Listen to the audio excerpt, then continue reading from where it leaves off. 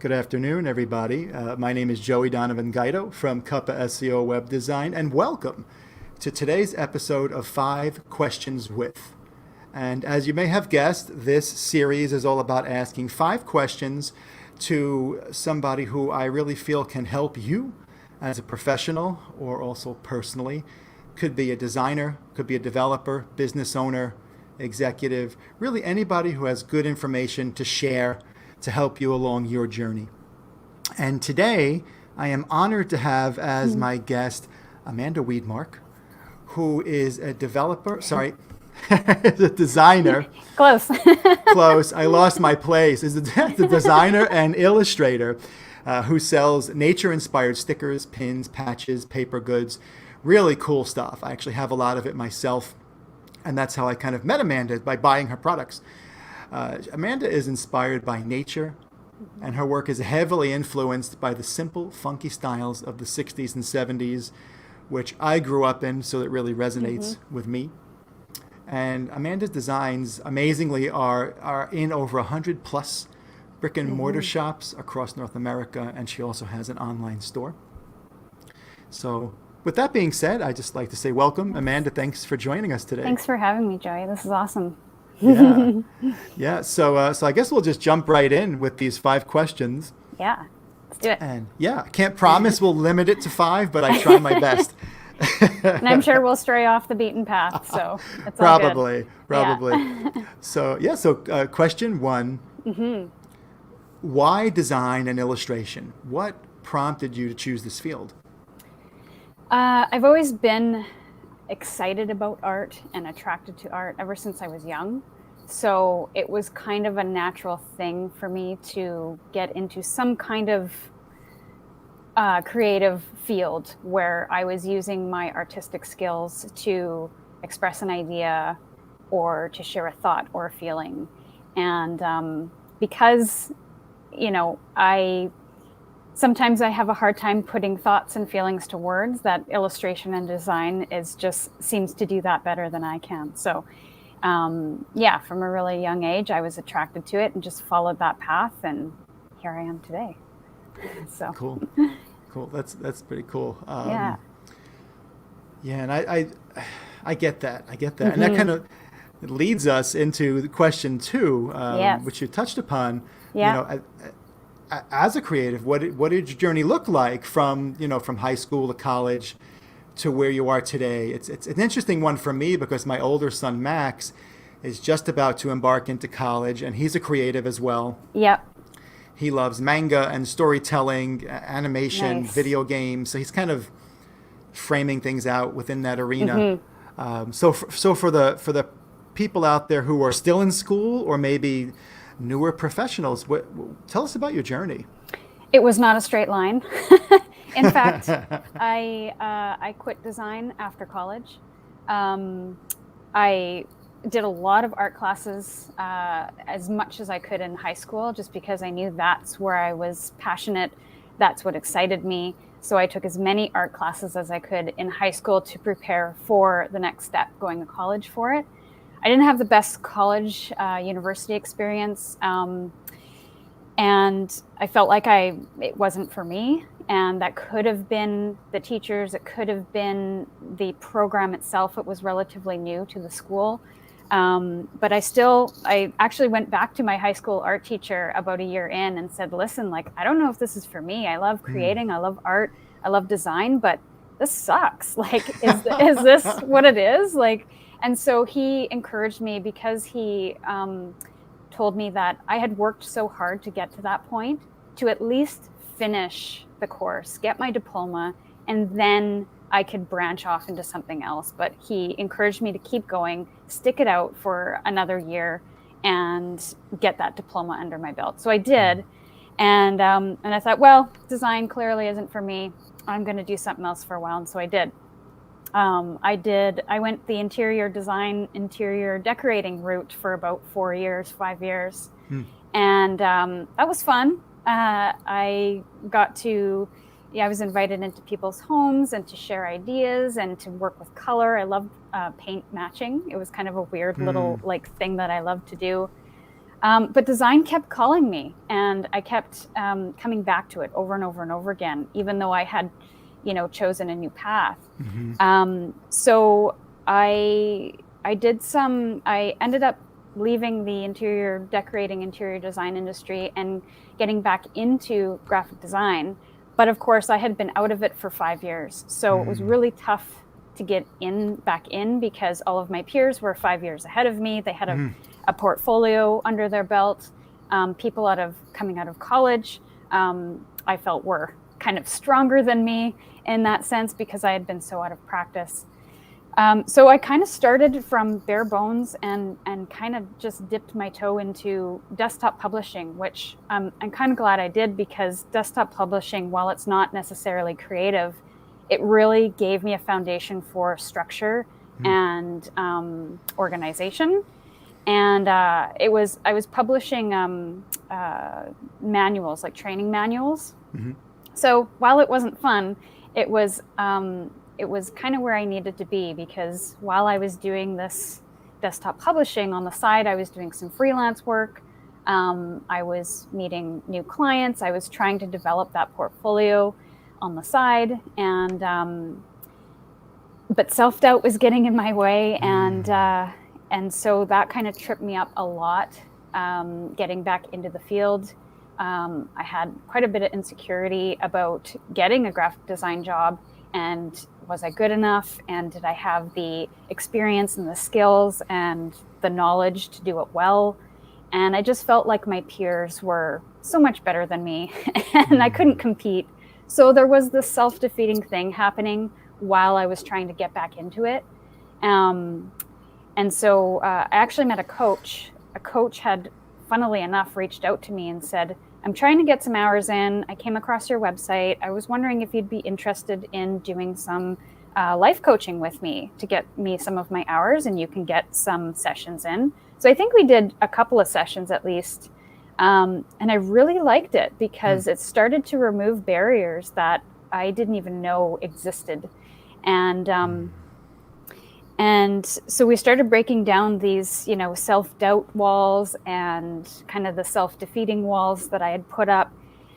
And so I eventually went back to school to get the education that I felt was missing. And to also, so much had changed from a technology standpoint and from a program standpoint that I felt like I was kind of behind. So when I went back to school, I took some courses in, Photoshop and Illustrator and InDesign, because when I went to school, it was Cork Express.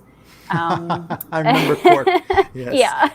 So that kind of gave me a little bit more confidence that I knew what I was doing, and I had that under my belt. And from a skill point of view, or from a technical point of view, I had that skill set now.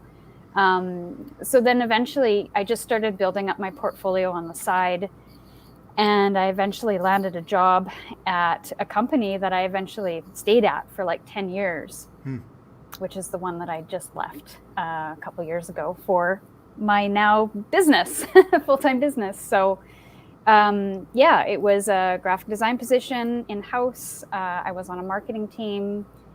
And that is where I really grew as a designer and artist, and, implementing ideas and strengthening my conceptual skills and working with internal clients, even though they weren't external, they were still clients. People that I worked with, architects, engineers, to help them land jobs. So it was a really good, even though it was kind of a windy, kind of scratchy path, I eventually got to where I wanted to be. But a lot of hurdles to jump along the way, for sure. Yeah,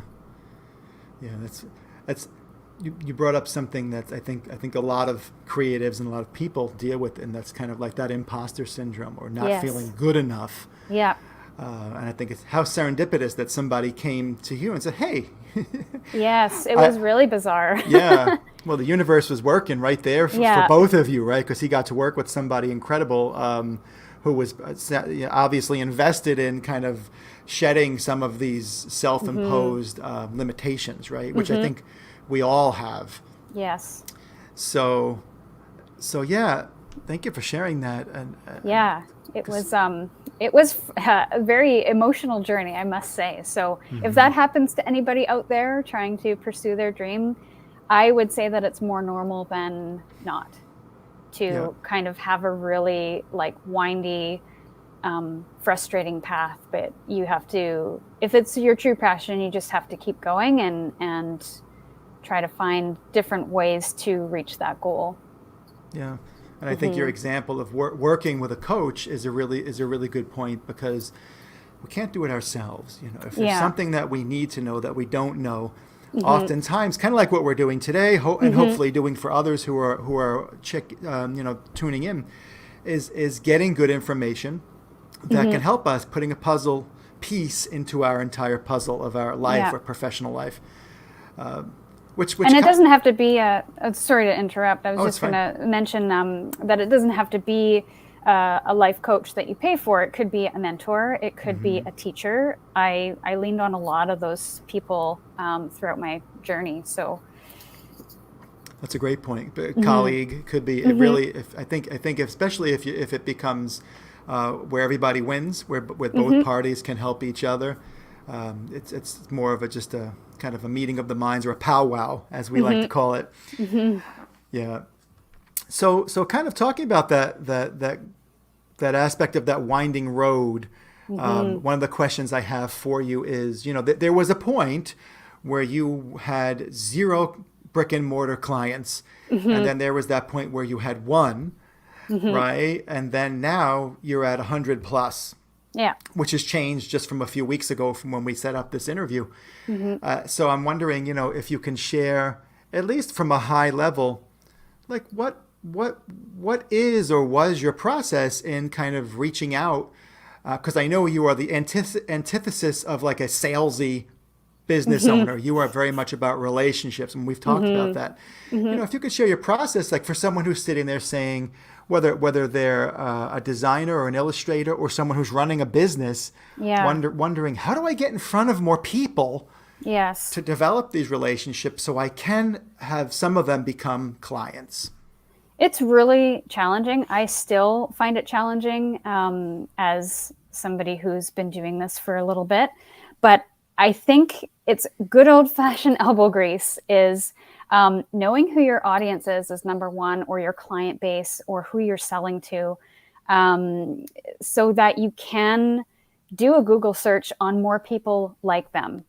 And that's kind of how I started with the wholesale thing. Is I was on Etsy at the kind of beginning of my business, and Etsy had a platform that was separate, and it was Etsy Wholesale. Hmm. And so I made all of my products available on Etsy Wholesale, which opened up um, my catalog to brick and mortar shops. So they would do their search, they would find me, they would purchase from me in bulk, and that's how that started to get going. And then once I saw the types of stores that were buying from me, I could then do my own homework and my own research to look for other shops like that, either in my neighborhood or in my province or in my country, or even in the US that were similar. And I would have confidence knowing that, hey, you're just like that customer that just bought Mm. from me. I think you're going to really like this product base or this product offering. And knowing your client is really important, because it gives you the confidence to know that yes, it sells well here, so you're gonna have success with my line. And yeah, so having that knowledge and knowing that is really been helpful. Yeah, Hmm. that makes a lot of sense. And I think that's something people struggle with, is kind of figuring out who their client is. Yeah. And that's amazingly organic, how like but what you did, you took an action and you said, okay, this exists Hmm. on Etsy. Now, of Yes. course, like there's like for us, there's no like web design Etsy, Yeah. Yeah. but there are other ways to be visible, right? Hmm. And there are other ways to kind of figure out who your client is. Hmm. So, and that's I really like that, because you found a way to organically figure out who they were, and then Hmm. that whole confidence thing, which kind of goes back to that kind of fear of not being good enough. Once you had Yes. the ball rolling, so to speak, Yeah. it was And I like, hey, think a lot of that comes organically too. Like it doesn't happen. It's not like you start a business and you just know who's going to be buying from you, whether it's a service or a product. Sometimes you have to, and this is really tough, especially if you're dealing with all those self-doubt demons, is you have to put yourself out there and be okay with being rejected. I think rejection is a really important part of that process, so that, and I like to think of rejection as direction, and it's guidance to the things that are going to work well for you versus being a personal kind of attack, if you will. Yeah. So if you don't know who your client base is yet and you're new to your business, reach out to somebody and just say, this is what I have to offer. Would you be interested? I look forward to hearing from you, and follow up. I would say 2 to 3 times. Because a lot of the times when I'm reaching out to customers, I never hear back from them within the first 2 follow-ups. I usually hear back on the last one when I say, hey, this is my final follow-up, just seeing if you're interested in my work, and bringing my products into your store. And, sometimes they'll say, no, thanks, it's not a good fit, or we're not looking to expand on our product base. So, okay, that particular customer or that type of customer is not for me. I've reached out, I got a rejection. Okay, so let's try something else.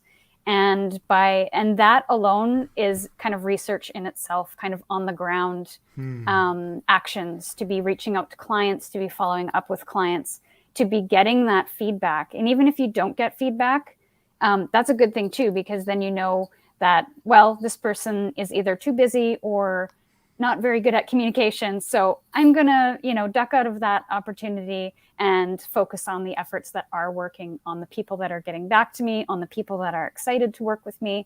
And then just through that process, you can get a sense for what type of client is responding, what type of client needs your services or products. And then you can kind of take mental note, or even notes. I have a lot of notes that I physically write down and refer to later, so that I know, okay, when I'm doing this on the ground work, how should I be refining my process in reaching out to customers and finding the customer that fits me.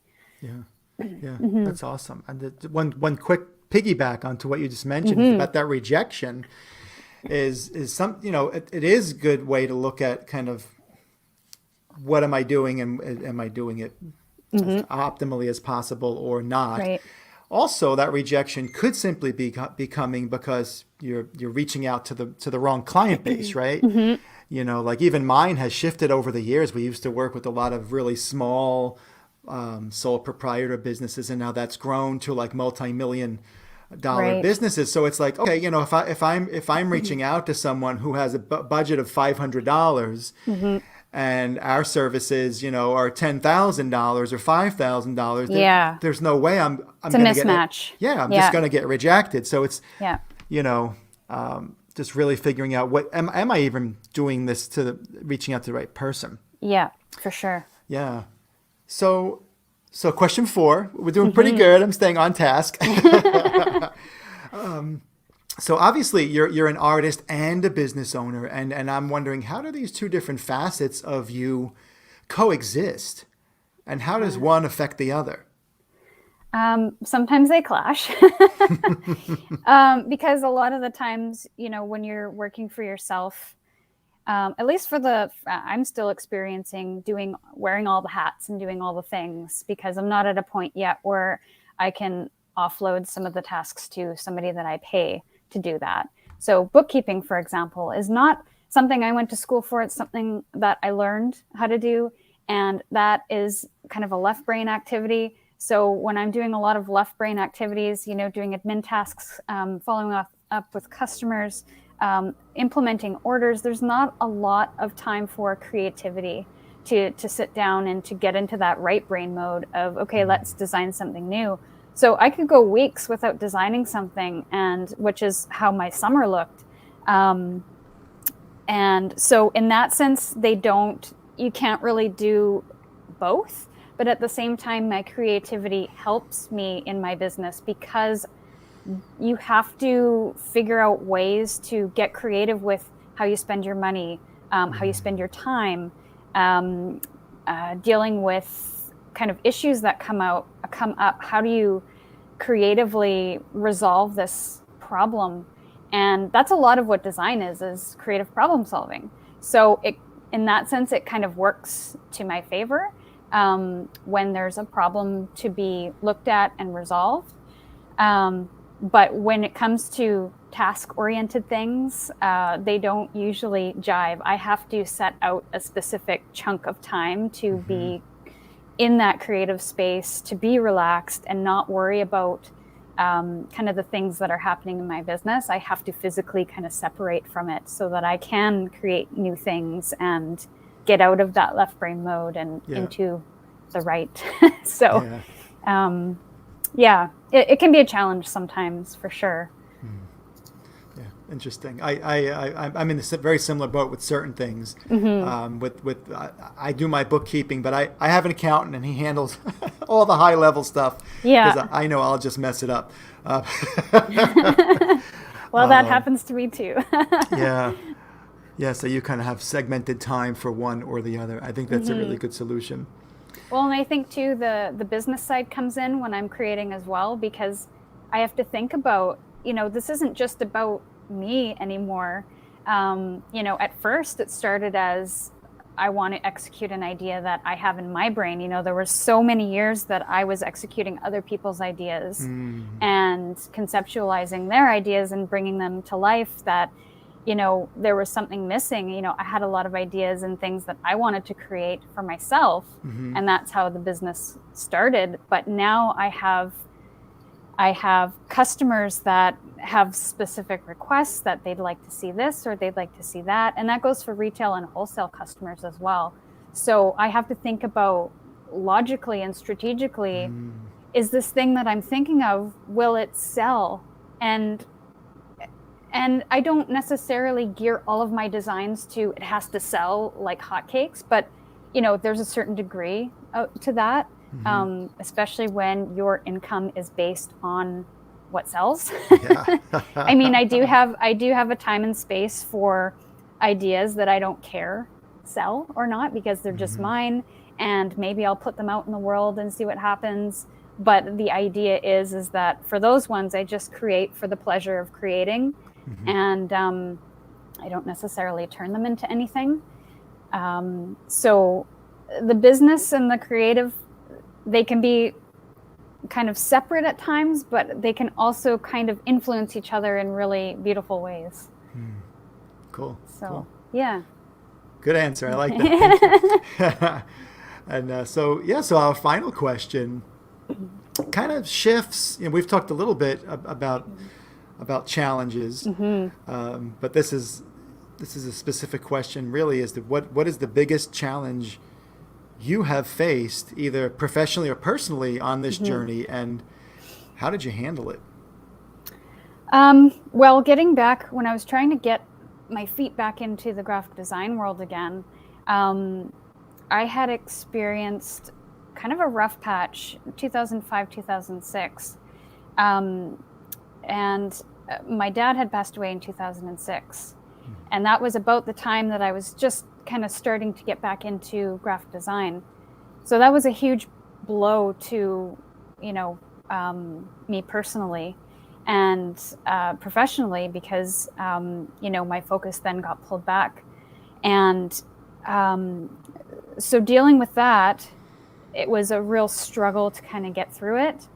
And when I felt like I was ready to get back into pursuing that dream again, I had landed a job at a design studio. I was extremely excited about it, because this is like what I had dreamed about, working in a studio.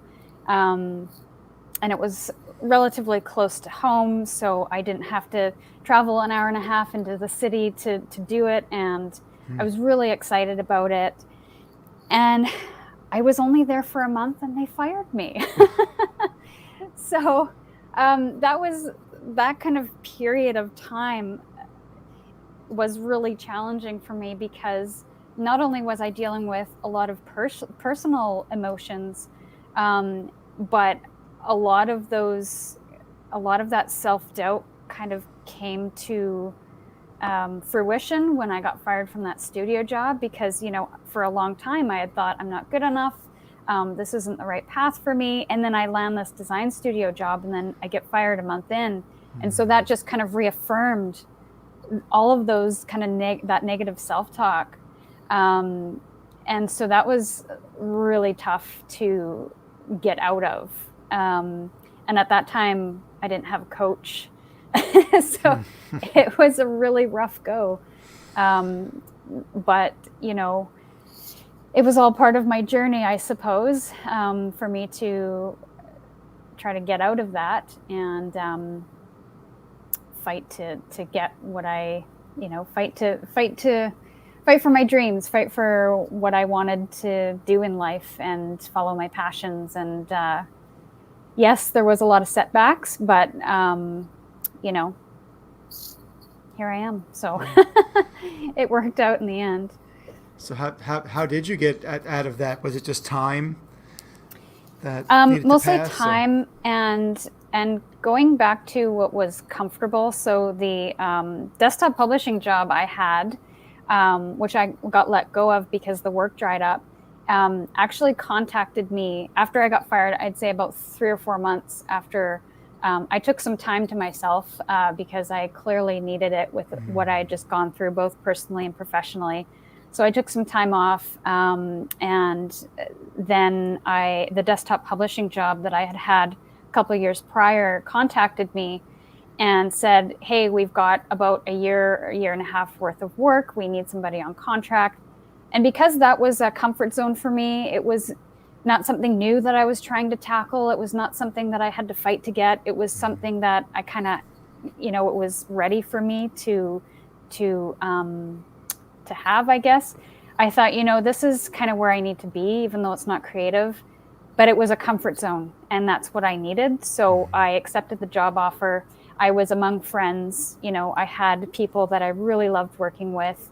I had a really great boss, and I just decided that, okay, while my creative, pursuit is on hold, I'm just going to go back to this comfort zone for a while, take some time and just figure out where I want to go next and how I want to approach it. So, and I think that was about the time, maybe about a year in, was about the time the coach kind of came into my life.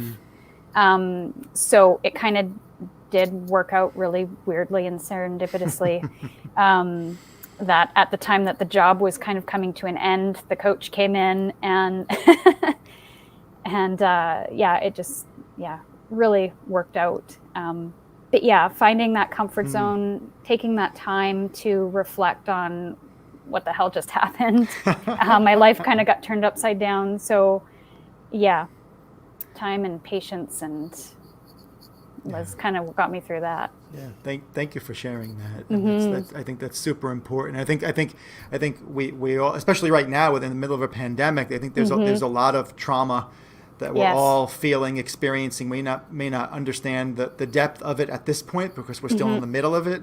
And I think it's really hard for professionals and business owners, including myself, to take a step back and say, you know what, I need to heal. I need some downtime. I need to kind of regroup. And not just try and push through. Right. And that's something that I've learned recently. And I don't know if it's pandemic related or if it's just being a business owner.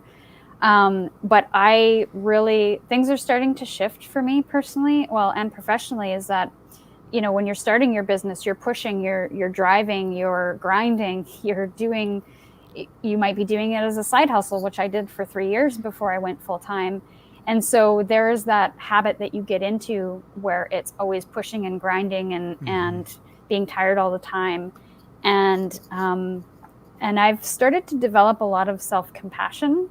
And I think that's really key to help develop for yourself, is having self-compassion for when you're tired and when you need to take pause, allowing yourself to do that, because if you don't, then you're not doing anybody, including yourself, any favors. Yep. And especially when you're building a business, you know, if you're in it for the long haul, you don't want to be, you know, working yourself to the bone like a couple years in early on, because then you're not going to have anything left to continue and to have the energy and the time for those wonderful opportunities that are just around the corner. So that's kind of how I've been thinking of it, is if I'm tired, I'll take a break, I'll rest.